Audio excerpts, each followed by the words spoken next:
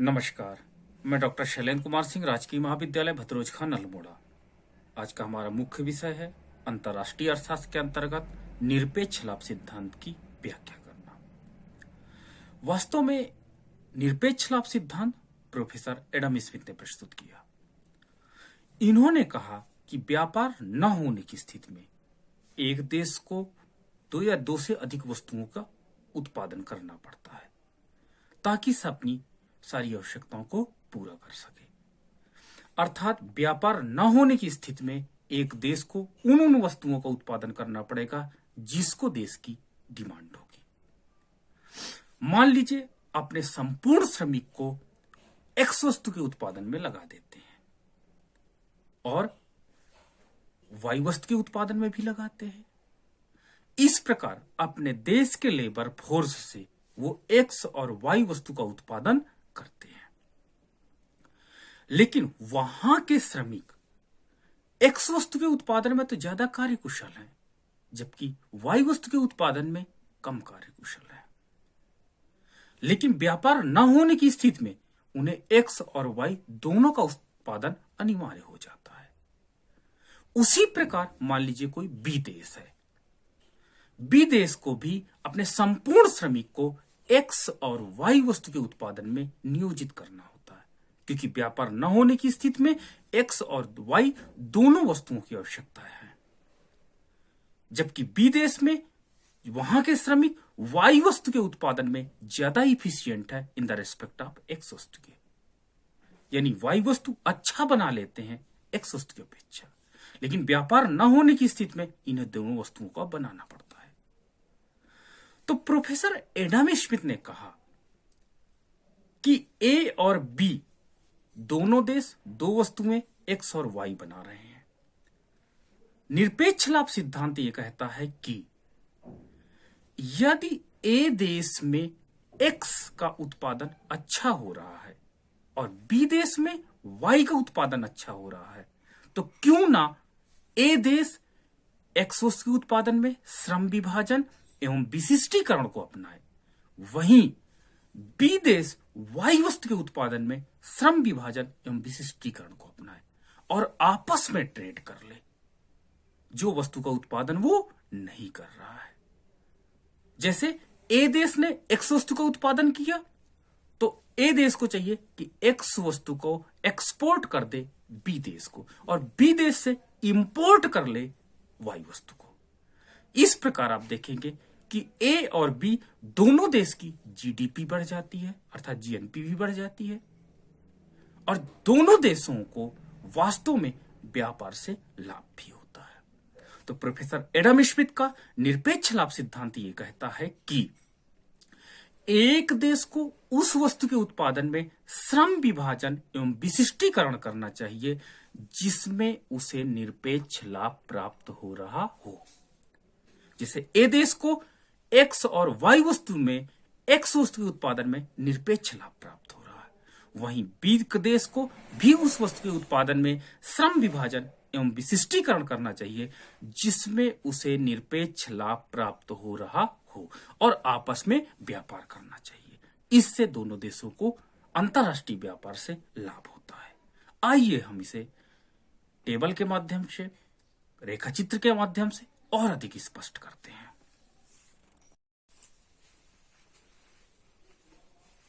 अब हम Adam Smith के निरपेक्ष लाभ सिद्धांत को सारणी के माध्यम से स्पष्ट करेंगे। मान लीजिए हमारे पास दो देश हैं, ए देश और बी देश है। ए देश यदि अपनी संपूर्ण श्रम शक्ति एक्स पे लगाता है तो उत्पादन कितना कर लेता है? 10 यूनिट का। 10 यूनिट एक्स का उत्पादन कर लेता है। और यदि अपनी वो संपूर्ण श्रम शक्ति को वाई वस्तु के उत्पादन में लगाता है तो वो 5 इकाई वाई वस्तु का उत्पादन कर लेता है, क्योंकि हो सकता है क्लाइमेट कंडीशन, हो सकता है कि श्रमिक की स्किल लेवल अच्छी है एक्स में, इसलिए वो एक्स का उत्पादन अधिक कर पाता है और वाई का उत्पादन वो लोग कम कर पाते हैं। वही बी देश के संदर्भ में यदि बी देश एक्स वस्तु के उत्पादन पे संपूर्ण श्रमिक लगाता है तो बी का उत्पादन केवल 5 इकाई हो पाती वहीं जब वाई में संपूर्ण श्रमिक को लगाता है तो वाई का उत्पादन 10 यूनिट हो पाता है। इस प्रकार ए देश का जीडीपी 10, 5, 15 हो जाता है।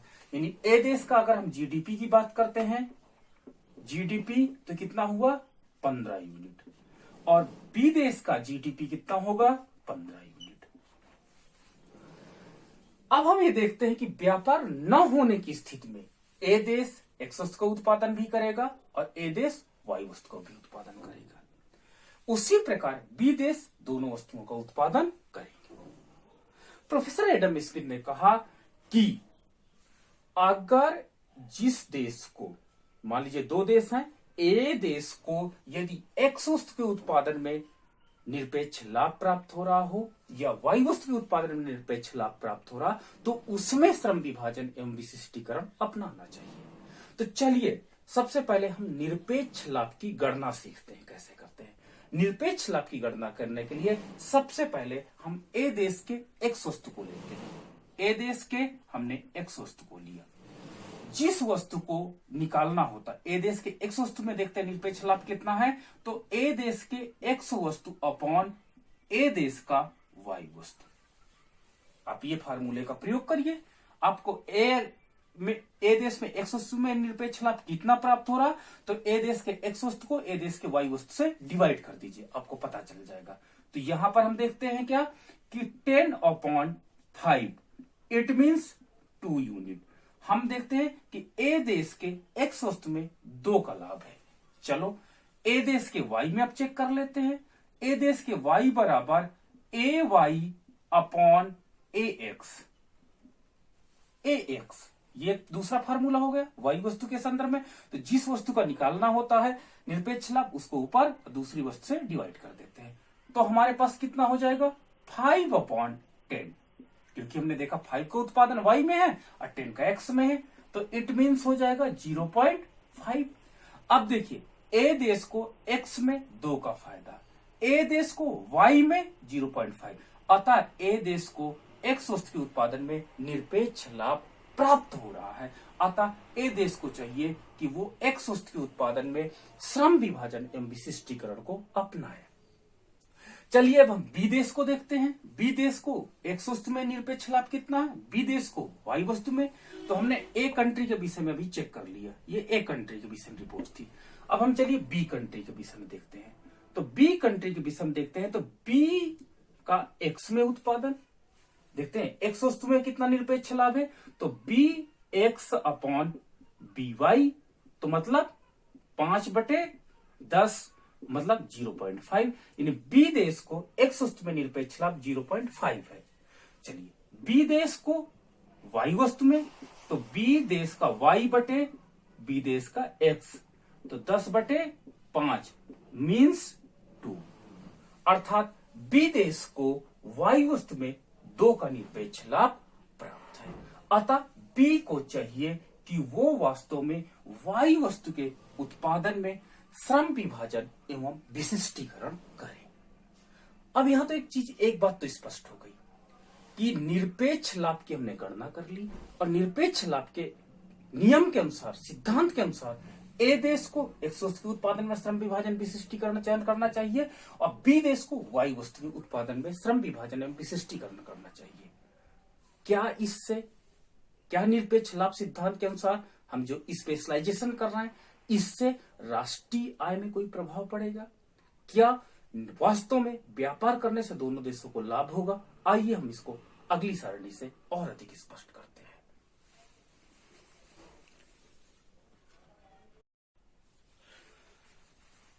यहां पर प्रोफेसर एडम स्मिथ के निरपेक्ष लाभ सिद्धांत को हम सारणी द्वारा ये देखने का प्रयास करेंगे कि व्यापार से लाभ हो रहा है या नहीं। मान लीजिए अभी हमने इसके पूर्व की सारणी में देखा कि ए देश को एक्स वस्तु के उत्पादन में श्रम विभाजन एवं विशिष्टीकरण को अपनाना चाहिए, वहीं बी देश को वाई वस्तु के उत्पादन में श्रम विभाजन एवं विशिष्टीकरण अपनाना चाहिए, क्योंकि ए देश को एक्स वस्तु के उत्पादन में निरपेक्ष लाभ प्राप्त हो रहा है, जबकि बी देश को वाई वस्तु के उत्पादन में निरपेक्ष लाभ प्राप्त हो रहा है। अतः ए देश वाई वस्तु के उत्पादन से जितने श्रमिक है निकाल करके एक्स वस्तु में लगाएंगे। परिणाम स्वरूप एक्स वस्तु का उत्पादन, क्योंकि ये सारे श्रमिक आकर के इसमें लग गए और उनकी वर्किंग इफिशियंसी डबल है, अर्थात एक्स में वो 10 का उत्पादन करते हैं, वाई में 5 का ही कर पाते हैं। अतः यहां पर एक्स का उत्पादन बढ़ करके कितना हो जाएगा 20, क्योंकि ये सारे लेबरों की इफिशियंसी दुगनी है। अतः 10 जो उत्पादन करते थे, जब ये उद्योग के श्रमिक इसमें आ जाएंगे तो इससे उत्पादन बढ़ करके कितना हो जाएगा 20। जबकि वाई का उत्पादन कितना होगा, जब ये सारे श्रमिक इस पे आ गए तो वाई का उत्पादन घट करके कितना हो गया 0 हो जाता है। इस प्रकार बी का भी हम देखते हैं। बी में जब इस उद्योग से एक्स उद्योग से वाई उद्योग में जाएंगे तो वास्तव में एक्स का उत्पादन कितना हो जाएगा बी उद्देश्य में 0, और जबकि वाई का उत्पादन कितना हो जाएगा, वाई का उत्पादन हो जाएगा 20। अब हम क्या देखते हैं, अब हम ये देखते हैं कि वास्तव में ए देश का जीडीपी कितना हो गया 20, क्योंकि एक्स का उत्पादन 20 है, वाई का 0, तो 20।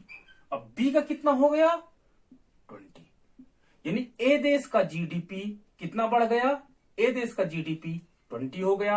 अब बी देश का जीडीपी कितना हो गया 20। इस प्रकार हम ये देख रहे हैं कि पहले ए देश का जीडीपी कितना था, ए देश का अगर हम जीडीपी की गणना करें पहले तो 10, 5, 15 था। अब बी देश का जीडीपी अब कितना बढ़ गया, अब बी देश का जीडीपी बढ़ करके कितना हो जाता है 15। इस प्रकार हम देखते हैं कि अंतरराष्ट्रीय व्यापार के अंतर्गत दोनों देशों का जीडीपी पहले से बढ़ जाता है, अर्थात व्यापार करना चाहिए। अब हम देखते हैं लाभ। पहले तो हम लाभ देखेंगे, फिर आगे हम निरपेक्ष लाभ देखेंगे। तो हम यहां पर x और यहां पर y की गणना कर रहे हैं। देख रहे हैं कि जब हमने स्पेशलाइजेशन, श्रम विभाजन एवं विशिष्टीकरण को अपनाते हैं तो x का उत्पादन 10 से बढ़कर के 20 हो जाता है, अतः 10 का देश को फायदा होता है, जबकि 5 का देश को नुकसान होता है। वहीं बी देश को एक्स वस्तु के उत्पादन में 5 का नुकसान होता है और 10 का फायदा होता है। ठीक है, इस प्रकार हमने व्यापार से लाभ और हानि की गणना कर लिया इस टेबल पे। अब चलिए, अब हमें आगे देखते हैं कि निरपेक्ष लाभ पे क्या प्रभाव पड़ेगा। अब हम निरपेक्ष लाभ देखेंगे। निरपेक्ष लाभ में हम ये देखा कि ए देश को एक्स में 10 का फायदा। इस प्रकार हम ये देखते हैं कि ए देश को एक्स में 10 का उत्पादन लाभ प्राप्त हुआ, क्योंकि उत्पादन क्षमता बढ़ गई है, जबकि 5 का नुकसान हुआ। इस प्रकार ए देश को निरपेक्ष लाभ 5 यूनिट का हुआ। उसी प्रकार बी देश को 5 का लॉस है, 10 का प्रॉफिट, अतः बी देश को भी 5 का प्रॉफिट हुआ। इस प्रकार हम देखिए अंतरराष्ट्रीय व्यापार से दोनों देश, ए देश को 5 का लाभ और बी देश को, दोनों देशों को 5-5 यूनिट का निरपेक्ष लाभ प्राप्त होता। अतः दोनों देशों को अंतरराष्ट्रीय व्यापार में सहभागिता करना चाहिए। और निरपेक्ष लाभ ये सिद्धांत हमें कहता है कि यदि एक देश को 2 वस्तुओं का उत्पादन कर रहा है जिसमें निरपेक्ष लाभ अधिक हो, उसमें श्रम विभाजन एवं विशिष्टीकरण करना चाहिए। अन्य देश को अन्य वस्तु में जिसमें निरपेक्ष लाभ प्राप्त हो रहा उसमें श्रम विभाजन एवं विशिष्टीकरण करना चाहिए। साथ ही साथ जब अंतरराष्ट्रीय ट्रेड करते हैं तो दोनों देशों का वास्तव में जीडीपी या जीएनपी हम कह सके तो ज्यादा ठीक है, जीएनपी पहले से बढ़ जाती है और साथ ही साथ दोनों देशों को लाभ प्राप्त होता है। आइए हम इसे रेखा चित्र के माध्यम से और अधिक स्पष्ट करते हैं।